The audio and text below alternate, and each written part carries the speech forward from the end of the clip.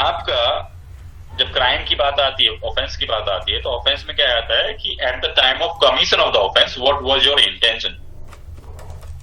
तो इसी तरीके से आपने जब लॉ कॉन्ट्रैक्ट की बात आएगी, एग्रीमेंट की बात आएगी, तो आपके दिमाग में क्या चल रहा था, आप क्या करवाना सामने वाले से चाह रहे थे, आपने क्या सोचा था, और उस जो आपके दिमाग में है, यानी आपके दिमाग में कुछ कराना चाह रहे हो सामने वाले से या नहीं कराना चाह रहे हो, आपके दिमाग में ऑलरेडी है। या आपने दिमाग में क्या ऐसा हो सकता है कि ये ने अपने दिमाग में सोचता रहा कि भाई मुझे अपनी एक किताब खरीदनी है, क्या सामने वाला उस जब तक उस पर्टिकुलर दिमाग में चीज है उसे बाहर नहीं निकालोगे, बाहर कैसी चीज से निकालोगे, how in what manner you would convey whatever is in your mind, बोल के लिख के by sign, by signing, by gesture. इसका मतलब है कि the person who can't speak, can he make a proposal? Yes sir.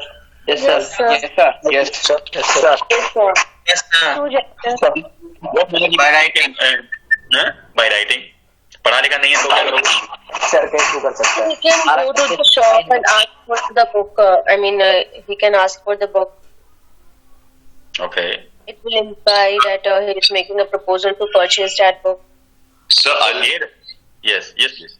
So there's a particular example also in contract that the person, when it goes to auction and when he makes a bid, that bid can also be either through any signs or any symbol. It can be through any gesture, sir.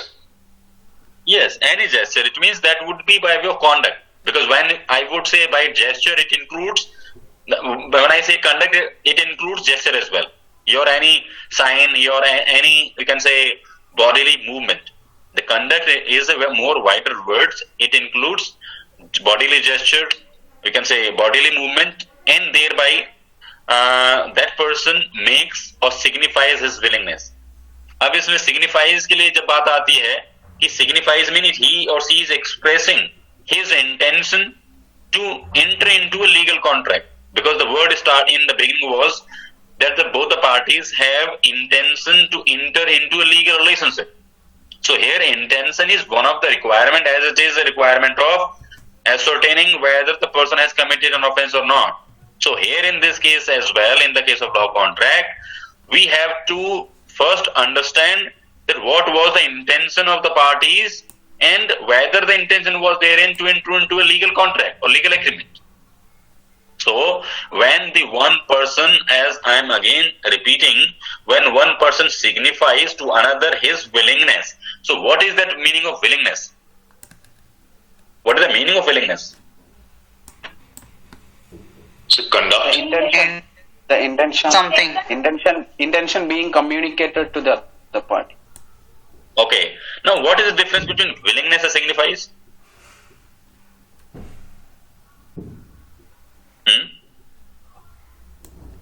Sir एक तो अपनी मर्जी। Sir willingness का मतलब हो गया इच्छा। Willingness हो गई इच्छा। ओके, अब हिंदी में सिग्निफाइज का मतलब बता दो मुझे आप। सिग्निफाइज की मतलब वो किसी और को अपनी इच्छा एक्सप्रेस कर रहा है कि मैं ये चाहता हूँ, ये तुम करो। अपनी इच्छा। ओके, तो सिग्निफाइज का मतलब है कि अकेले मन में सोचता रहता है, बात करता रहता है, ठीक है।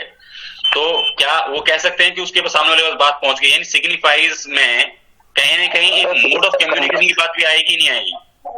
Yes sir. सर एक्सप्रेशन का मेथड है वो, एक तरह का एक्सप्रेशन का, एक्सप्रेस करने का मेथड है वो।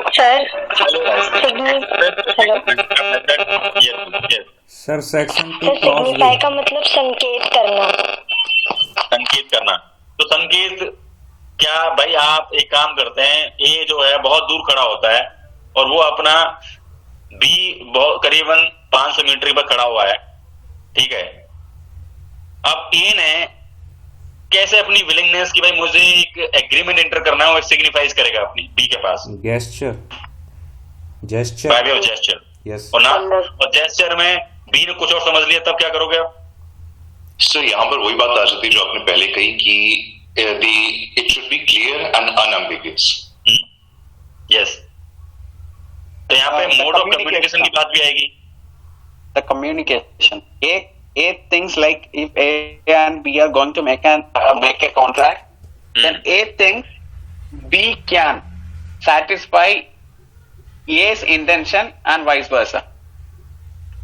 नो On the इंटेंशन देखो, दो चीज है. इसका मतलब है कि आपकी डिस्टेंस दोनों के बीच में क्या है, या कम्युनिकेशन किस सेंस में हुआ है, या दोनों ने किस तरीके से चीजें समझी हैं. तो सिग्निफाइज का मतलब है कि signify is not, the word signifies is not restricted to one individual only. He has to signifies mean he has to communicate with the promisee, with the person to whom he is making certain proposal, or he is asking the other person to do or to abstain from doing anything. So signifies mean he is communicating with the other person to do or not to do certain thing. Are you getting or not? yes sir. Because Yes, sir. significance in its individualistic approach is not the correct, you can say, correct method to determine whether there was an intention to create legalship or not, was or not. So signifies mean when one person in a clear cut or unequivocal or unambiguous terms has communicated that you have to do certain things. So when he signifies mean, at the same time he is communicating, and at the same time he is communicating his intention to do or not to do anything, and at the same time when he is doing so, he is expressing that I want so and so things, that you have to do so and so thing, or you haven't to do so and so certain things. Are you getting or not? क्योंकि signifies का अगर आपने signifies आप आगे निकालोगे नहीं, आप express नहीं करोगे सामने, और वो सेम सेंस में नहीं पहुंचेगी, देन क्या होगा आपका वो agreement, that would B voidable. एक वर्ड आएगा सर तो कह यस. सर तो कह सकते हैं कि अपने विलिंगनेस को एक्सप्रेस करना सिग्निफिकेंस है. हाँ, विलिंगनेस जो है, देखो दो चीजें. आपने कहा कि मुझे किताब खरीदनी है. Yes sir. अब किताब खरीदनी है तो आपके दिमाग में क्या था, किताब बुक परचेज करना चाह रहे हो ना. सर वो हमारा विलिंगनेस हो गया. विलिंगनेस. अब एक चीज मैं आपसे दूसरी चीज कहता हूँ, चलो ठीक है. आपने लॉ फैकल्टी में आप गए होगे तो दिनकर की एक शॉप है वहां पे, ठीक है. Yes sir. आपने डीन ऑफिस के सामने नहीं, लॉ में जो नई वाली बिल्डिंग है वहां से आपने क्या करा, आप चले गए डीन ऑफिस के सामने खड़े हो. दिनकर को आपने आवाज लगाई, मुझे किताब खरीदनी है अवतार सिंह की, ठीक है. तो आपने, दिनकर ने देख भी लिया आपको, ठीक है. तो Yes, sir. आप जब आप उनको देख लिया उन्होंने, तो आप कहीं ना कहीं बॉडी जेस्चर से कुछ न कुछ तो कम्युनिकेट कर ही रहे हो ना. कुछ ऐसा मेथड तो नहीं है आपके पास कि आपने थ्रू टेलीपैथी या कुछ के थ्रू आपने कम्युनिकेट कर दिया आपका ऑफर. Yes sir. अब सबसे बड़ी बात ये आती है, जब आप वर्ड सिग्निफाइज की बात आती है, तो क्या दिनकर को क्या पता चलेगा आप किताबें खरीदने की बात कर रहे हो या कुछ पूछना चाह रहे हो, क्या है वो तो नहीं क्लियर कट पहुंच रहा उनके पास. No sir. तो सिग्निफाइज की जब बात आती है, और उसमें क्या हो रहा है, विलिंगनेस की भी बात आएगी. तो उसमें जब आप विलिंगनेस की बात कर रहे हो, तो विलिंगनेस में भी आपका कहीं ना कहीं एक कंसेंट वाला मैटर भी आता है. तो विलिंगनेस क्या होगा कि आप अपनी इच्छा से वो ऑफर दे रहे हो किसी को, या offer you are making that offer with your free consent, और it means consent, and you are expressing that consent, and by way of communicating that particular consent to some other person, you are making a proposal. For what? That you have to do certain things, or you don't have to do certain things. So it means when the word is used, when word signifies is used in this case, it means you are expressing plus communicating that willingness to do or not to do that particular thing. तो वो जो चार ही चीज है आपकी, signifies की, willingness की, वो किसके पास पहुंचेंगी, दिनकर. जो आपका क्या बोलते हैं प्रॉमिसी है, या प्रपोज ही है, ऑफर ही है, उसके पास पहुंचेंगी, then he would be accepting that particular proposal और willingness in the same sense, same meaning, तो आपका लॉफुल एग्रीमेंट होगा। कई बार देखा होगा कि प्राइस को लेकर डिफरेंस कुछ हो जाता है। कई बार आप शॉप पे जाते हो, आपने क्या बोलते हैं शॉप पे गए, दिनकर की शॉप पे गए, उसने कहा भाई जी मुझे अवतार सिंह चाहिए। अवतार सिंह में उस आपने कहा कि कितने की है, तो उसने बोला कि भाई 300 रुपए, आपको लगा 250 रुपए, आपने 250 रुपए पकड़ा दिए उनको, तो आपको कहेगा भाई 300 रुपए के बोला था मैंने आपको। तो क्या ये एग्रीमेंट वैलिड एग्रीमेंट है? नहीं sir, no sir, sir consensus नहीं बना दोनों के बीच में। मिस्टेक हुआ उस सेंस में, it has not been accepted. इसका मतलब है कि same sense, same meaning, same circumstances में जो एक्सेप्टेंस है वो नहीं है। इसका मतलब है कम्युनिकेशन गैप। दूसरा मैं आपको बताता हूं एग्जांपल और, जब उन्होंने पैसे दिए, क्या बोलते हैं, और पैसे की जब बात आई तो कुछ डिस्टरबेंस आ गई, कुछ नॉइज आ गई, और आपको लगा कि भाई ये तो 200 रुपए में दे रहा है, क्या तब भी आपका वो you can enforce that agreement और contract? No, sir. No. It should be communicated. Assam is not properly communication का जो, क्या कह रहे हैं आप? sir, offer is Clear not communication. properly communicated. Clear communication नहीं, यानी आपकी जब सेम सेंस, सेम मीनिंग की बात आती है तो वो आपका कम्युनिकेट के लिए जरिया है, वो भी प्रॉपर होना चाहिए। यानी जिस सेंस में आप कहना चाह रहे हो, सामने वाला भी उसी सेंस में ले, उसको ये ना लगे भाई इसका कुछ और मतलब है, क्योंकि कुछ और मतलब में ले गया तो वो एग्रीमेंट जो क्या हो जाएगा, वॉइडेबल हो जाएगा, क्योंकि ए पार्टी का मतलब कुछ और था उस टाइम पे। यानी जब आपकी विलिंगनेस की बात आ रही है, वो सिग्निफाइज कर रहा है अपनी विलिंगनेस, वो एक पर्टिकुलर सेंस में कर रहा है, दूसरे वाले ने कुछ और सेंस में लिया, तो दोनों का जो एक कहते हैं ना गैप आ गया, किसका, उस समझने का। यानी एक्सेप्टेंस जो उसकी जिस सेंस में एक्सेप्ट कर रहा है वो that is different from the offer which the other person is making. So जब आपकी ये सारी चीजें सेम सेंस, सेम मीनिंग में अगर ए और बी की बात आ जाएगी, कोई क्लियर कट नहीं होगा, अनएम्बिग्यूटी नहीं रहेगी, then that would be an proper lawful agreement and that agreement would be enforceable by law. अब दूसरी चीज आती है कि असेंट की भी बात आती है। क्या है वो, किस चीज में कर रहा है, सिग्निफाइज कर रहा है अपनी विलिंगनेस, क्या करने के लिए, कुछ करने के लिए या नहीं करने के लिए, किस चीज के लिए मांग रहा है, वो कर क्यों रहा है, कि सामने वाला भी अपनी असेंट दे। यानी सामने वाले ने अगर असेंट नहीं दी, then what would be the case? Agreement ends Agreement नहीं होगा there. वहाँ पे, एग्रीमेंट नहीं होगा वहाँ Ends पे। there only. क्योंकि असेंट वो, देखो दो चीज है, आपसे कहा कि जो है क्या बोलते हैं, जब आप दिनकर के पास जाते हैं किताब लेने, या किसी के पास भी जाएगा, ये कुछ कुछ मार्केट में जाते हैं, तो आप अपनी विलिंगनेस को सिग्निफाइज करते हैं, कम्युनिकेट कर देते हैं शॉपकीपर के पास। शॉपकीपर कहता है, तो वो किस चीज के लिए कह रहा है, कि वो अपना असेंट दे उस किताब को या किस आइटम या आर्टिकल को देने के लिए। अगर वो नहीं देता है तो क्या होगा, नहीं होगा एग्रीमेंट, खत्म। नहीं, प्रपोजल एक्सेप्ट नहीं किया ना, वो तो खत्म ही होगा ना। वो कहते ना कि बिल्कुल जैसे आपने बोला होगा मैं नहीं दे रहा, इसका मतलब क्या होगा, आपने कहा कि किताब मुझे दे दो या कोई आर्टिकल मुझे दे दो, यानी आपने अपनी विलिंगनेस, आपने किताब खरीदने की सिग्निफाई कर दी, बता दिया कि भाई मुझे ही किताब चाहिए या मुझे कोई आर्टिकल चाहिए। सामने वाले ने अपनी असेंट, असेंट का मतलब क्या होता है, अपनी मर्जी नहीं दी, उसने कहा कि भाई मैं नहीं दे रहा इसको, ठीक है, ये उसने कहा मेरे पास एक ही पीस है, मैं नहीं दे रहा इसको। तो उसने, आपने क्या कौन सा एक्ट है, यानी दो वर्ड है आपके, एक्ट और एब्स्टिनेंस। तो क्या कराना चाह रहे थे आप एक्ट, इसमें से आप क्या चाह रहे थे, कौन सा एक्ट करवाना चाह रहे थे आप उनसे? Assent चाहते थे but हुआ नहीं. हाँ, Assent चाहते थे but it was not accepted.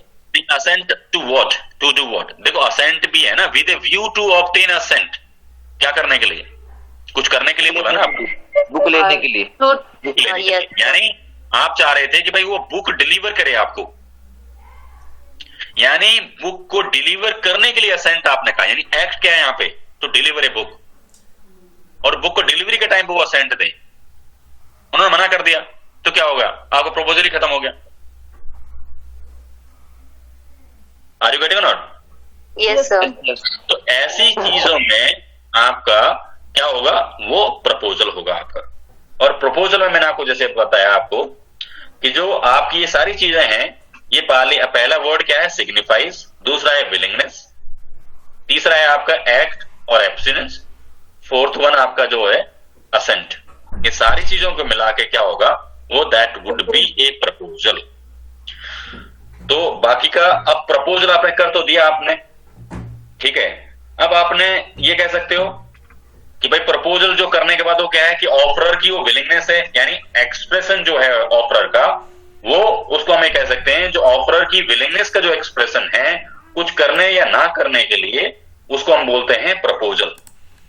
और वो जो प्रपोजल जैसे नटसेल में मैं आपको बताऊं, वो प्रपोजल किस चीज के लिए होता है कि भाई सामने वाले यानी ऑफरी या उससे जो प्रॉमिसी है, उससे आप एक तरह से असेंट ले रहे हो, एक तरह से उसकी मर्जी ले रहे हो कि जो प्रपोज एक्ट, जो आप उसे एक्ट ऑप्शन कराना चाह रहे हो, उससे वो कुछ जो है करे या ना करे, उसकी असेंट लेना चाह रहे हो। दो चीजें आपकी सबसे बड़ी क्या बोलते हैं, रिलेवेंट इंपॉर्टेंट है from the proposal point of view. अब आपने प्रपोजल कर तो दिया, अब प्रपोजल का क्या होगा, आपका प्रपोजल कम्युनिकेट भी तो होगा ना सामने वाले के पास। भाई प्रपोजल क्या होता है, आपने सोचा मुझे किताब खरीदनी है, तो क्या आपका ऐसा हो सकता है कि किताब खरीदनी दिनकर से 200-300 रुपए में, तो यहाँ पे क्या है, किताब प्राइस क्या है, आपने आपके दोस्त से बोला, आपका एक दोस्त ने खरीदा 300 रुपए की किताब, आपको लगा भाई प्राइस भी 300 है, किताब भी खरीदनी है, किताब का आपने अवतार सिंह है, तो किताब का नाम अवतार सिंह, पैसे 300 रुपए।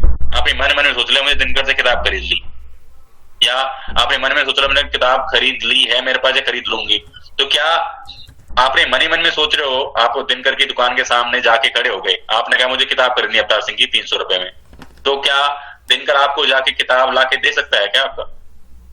No, sir. No, sir. No sir. It should be communicated as well.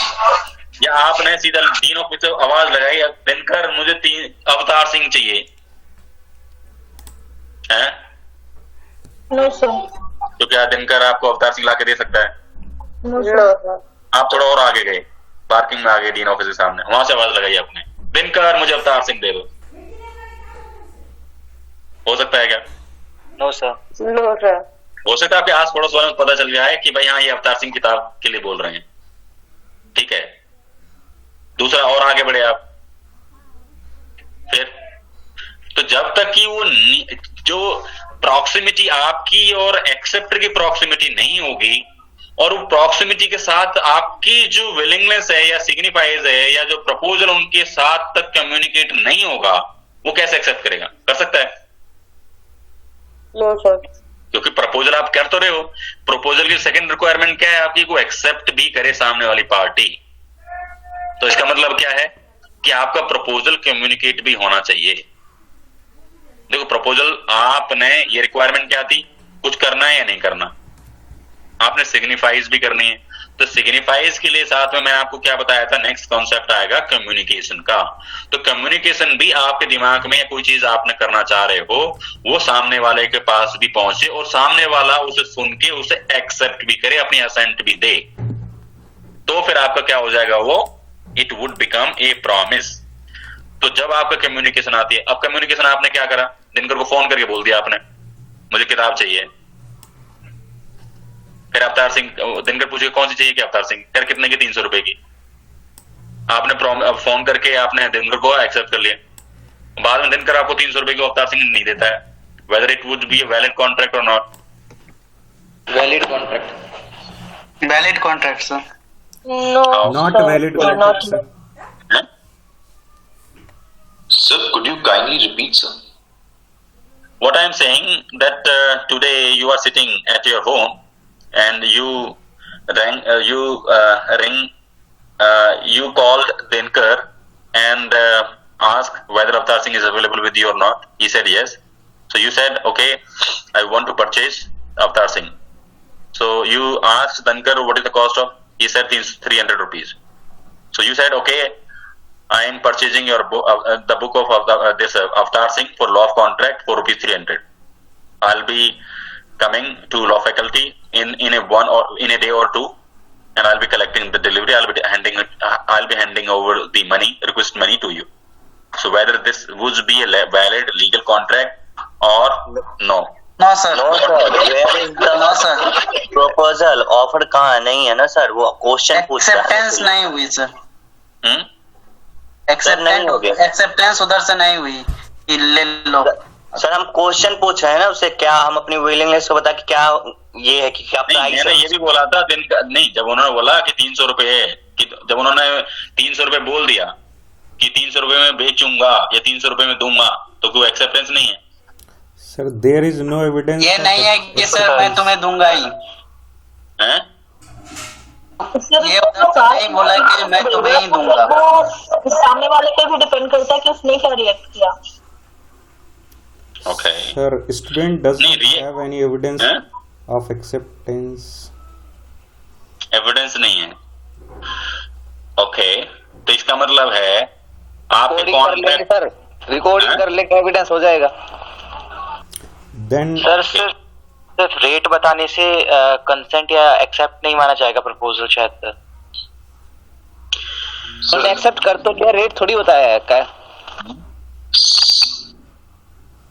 So case law has said that even if a person has agreed to sell something and then refuses, then not only is the other person not entitled to that thing, but also whether he incurred the travel expenses or not to come to that place, even he's not entitled for that as well, sir. No, my here question was, so the seller from my short answer will be, sir, that the seller can refuse. Even if he has said that he'll sell it, he can refuse, sir. The question is, we have to understand when and where the contract was concluded. If the contract is concluded, then in that case, the either party can't breach the terms of that agreement. The contract may be oral, may be in writing. The question is, the moment the promisee accepted the proposal, the agreement is concluded. Understood, sir. Understood. So, yes, sir. So here in this case, when you inquired from the thinker, what is the cost of the book? He said 300. So what you said? I'm purchasing that book for the rupees 300. It means when he is quoting rupees 300, he is not saying the price of the book is 300, but I'll not sell it to you. Have he said so? Have I given example of? Have I spoken these words to you when I give an example? No. Yeah, but there is an exception to it, because the statement he said is like, I will be collecting the book in 2-3 days. So it is an exception. No? I will be collecting the book in 2-3 days. Might be today the price is 300. If the prices are volatile, then today it will be 300. Tomorrow it can be 350 or even 301. So, sir, what our friend sir here is talking about is that both the people have agreed upon, not upon the same thing. They have agreed in different terms. So, in this case, sir, it can be. But from what you said, sir, your point is understood, sir. It means when the moment he said I'll be selling it to you rupees 300, it means there are two promises. One is promise to buy and one is promise to sell. The book of Avatar Singh for law of contract for rupees 300. It means a contract has been executed. But again I am saying, oral contracts can be entered and executed. But you have to, now the question somebody from you was saying that there was no evidence. So evidence anything would come later on. In that case, you have to prove whether there was a oral contract or not. As I am saying, contract may be oral, may be in writing. But you have to prove by way of supporting evidences. You may say, when I talked to Dinkar at phone, my friend was therein, and he heard, or the phone was on speaker, that the Dinkar promised to sell the book of Avatar Singh for rupees 300. So there was, the moment he accepted, the valid agreement was concluded. There are many case laws and examples which we would be discussing later on. So today's class, I'm just leaving it here. and in the next class